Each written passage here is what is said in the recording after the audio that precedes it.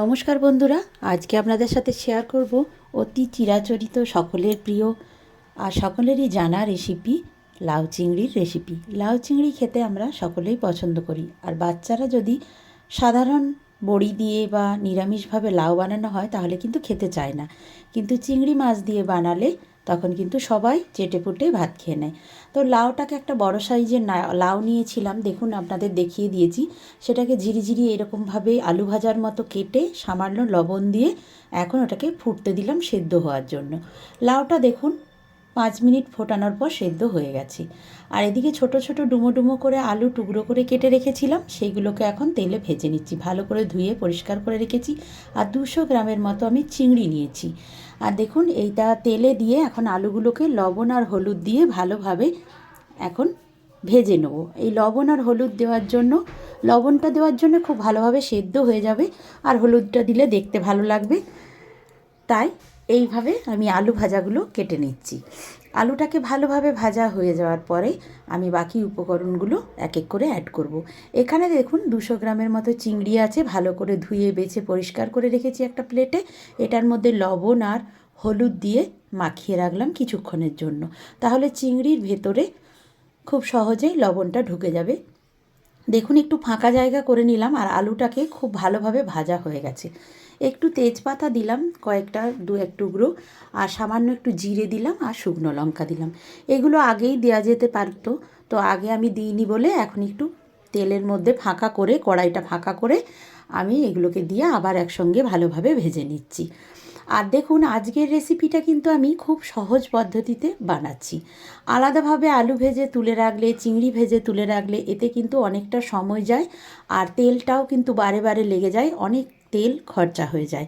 আর অতিরিক্ত তেল খাওয়া কিন্তু আমাদের স্বাস্থ্যের পক্ষে হানিকারক। তো যাই হোক, আমি চিংড়িটাকে দিয়ে আলুটার সঙ্গে ভেজে নিলাম। আবার এই সঙ্গেই কিন্তু যে মশলা বেটে রেখেছিলাম, মশলাটায় আছে আদা, পেঁয়াজ, রসুন আর কাঁচা লঙ্কা কয়েকটা, এগুলোকেও একসঙ্গে দিয়ে ভালো করে কষিয়ে নেব। এটাও আলাদা করে আমি দিচ্ছি না, একসঙ্গেই কষানো হয়ে যাবে আর খুব ভালোভাবে সেদ্ধ হয়ে যাবে আলুগুলো। সেই জন্য আমি এইভাবেই দিয়ে দিই, আর তেল আর সময়টাও একদম বেঁচে যাবে, সেই জন্য এইভাবে আমি রান্নাটা করছি। যাই হোক, লবণটা দিয়ে দিলাম, হলুদটাও দিয়ে দিলাম পরিমাণ বুঝে, আর আমি লবণ হলুদ এতে দেব না। এবার ভালোভাবে মিশিয়ে নিলাম চিংড়ি আর আলুর সঙ্গে। সব মশলাটা ভালো করে কষিয়ে নিতে হবে যাতে কাঁচা গন্ধ একেবারেই না পাওয়া যায়। বেশ কিছুক্ষণ সময় নিয়ে এটাকে কিন্তু কষাতে হবে। আর এখানে কিছু গুঁড়ো মশলা রেখেছি, দেখুন ধনের গুঁড়ো, জিরের গুঁড়ো আর কাশ্মীরি রেড চিলি পাউডার। এগুলোকে দিয়ে আমি মিক্সির বাটি ধোয়া সামান্য জল দিয়ে দিলাম। তারপর আবারও ভালোভাবে মশলার সাথে আমি মিশিয়ে নিচ্ছি। মশলার সাথে মিশিয়ে নেওয়ার পরে এরপরে দেখুন বাকি উপকরণগুলো এক এক করে যোগ করব। আমার এই রেসিপিটি যদি আপনাদের পছন্দ হয় তাহলে অবশ্যই একবার বাড়িতে বানিয়ে দেখবেন এই প্রসেসে। আর দেখুন সেদ্ধ করে রাখা আমি লাউটাকেও এখন আমি দিয়ে দিলাম জল সমেত। এই জলটাকে কিন্তু ফেলবো না, সেই জন্যই কম করে, আপনারা জল একেবারেই দেবেন না, আমিও কিন্তু জল দিইনি, কম করে হলেও দেওয়ার দরকার নেই, কারণ জল কিন্তু প্রচুর পরিমাণ লবণ দেওয়ার পরে লাউ থেকে বেরোবে, তাই জল দেওয়ার দরকার। এবার জল সমেত লাউটাকে একসঙ্গে দিয়ে ভালো করে মিশিয়ে নিলাম, কারণ জলটা ফেলে দিলে এর যে গুণাগুণগুলো সেগুলোও কিন্তু চলে যাবে, তাই জলটাকে আমি আর ফেলিনি। আর দেখুন বেশ কিছুক্ষণ ফুটিয়ে নিয়েছি, একেবারে মাখো মাখো হয়ে গেছে। এবার আরও কিছুক্ষণ সামান্য ফুটিয়ে নেওয়ার পরে আমি এটাকে নামিয়ে দেবো।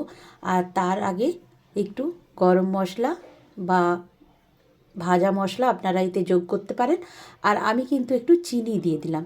চিনিটা আপনারা আপনাদের পরিমাণ বুঝে দেবেন। আমি মোটামুটি 1.5 চামচের মতো চিনি দিয়েছি, কারণ লাউটা আমার অনেকটাই রান্না হয়েছে তাই। এবার আমি একটু গরম মশলা দিয়ে দিলাম। আপনারা চাইলে ভাজা মশলাও দিতে পারেন, তবে আমার কাছে গরম মশলাটা ছিল, আমি গরম মশলা 1 চামচের মতো দিয়ে ভালোভাবে মিশিয়ে নিতে হবে, তাহলেই কিন্তু লাউ চিংড়ি একেবারে তৈরি। আর এইভাবে কিন্তু সহজ পদ্ধতিতে কম সময়ে কম তেল মশলায় রান্না করলে স্বাস্থ্যের পক্ষেও কিন্তু অনেক উপকারী। আর লাউ খাওয়া রেসিপিটি কেমন লাগলো অবশ্যই আমাকে কমেন্ট করে জানাবেন। সবাই ভালো থাকবেন, সুস্থ থাকবেন। আজকের মতো এই পর্যন্তই।